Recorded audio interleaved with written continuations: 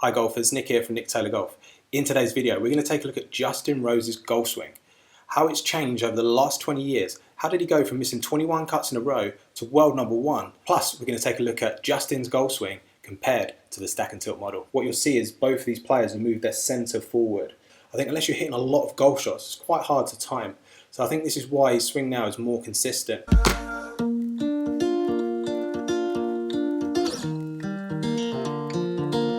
First up, we're going to take a look at the changes Justin's made to get to world number one. First video we're going to take a look at is his iron swing and how that's changed over the years. So first of all, if you take a look at the backswing, kind of similar. So moving into the downswing, I'd say his club face is a little bit more closed now than where it was in the downswing originally. So you had slightly open club face. So the biggest difference I see is as we move through impact here into the follow through, what you'll notice is in Justin's more recent swing, his exit position is more left. And he's keeping that club face more square to the swing path. You'll see in the original swing, his club head goes more out to the right, almost straight down the target line, and then the club face closes excessively as it goes through. So when you look at the exit position in the follow through, you'll see how the club face now is more closed than the newer swing. So there's definitely more club face rotation. There's a high rate of closure in the older swing. So I prefer the newer swing. It's staying more on plane, swinging more round on the circle, so it's not excessively closing as it moves through impact. So I think this will help him be more controlled with his iron play, and I like his finish position now. It's a much shorter follow through than he had in his original swing where he almost turned too much into the finish. We take a look at his driver swing now, and this is again on the left, the original swing, and a more recent one on the right. Again, you'll see differences here, maybe slight difference in the knee flex at the top of the backswing.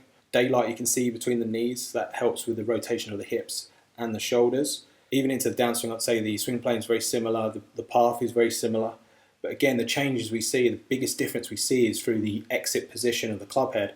So in his original swing, he used to swing straighter down the target line, roll the club face, whereas now he's swinging more round to the left, keeping that club face more square. So I think this could be a little bit down to, in his original swing, the face was more open. Maybe that was his way of closing the face. But I think unless you're hitting a lot of golf shots, it's quite hard to time.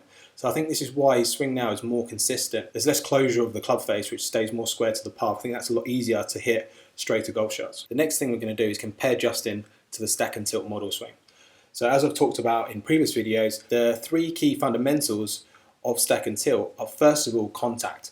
Does Justin make good contact every time? Yes, he does. He hits the ball first, then the ground. The second key fundamental is power, and Justin hits the ball a long way. The third key fundamental is controlling the curve of the ball, and Justin has a really good control over the ball flight, tends to hit a nice little draw. He ticks all three boxes of the three key fundamentals of stack and tilt. And it's basically what the best players do. Comparing Justin to the 10 words of stack and tilt, he has his weight forward as he moves through. We're going to take a look at his swing compared to the model in a second. He moves his shoulders down in the downswing and in the follow through. He moves his hands inwards around his body. He does it even more now in his more recent swing. Keeps his arm straight for impact.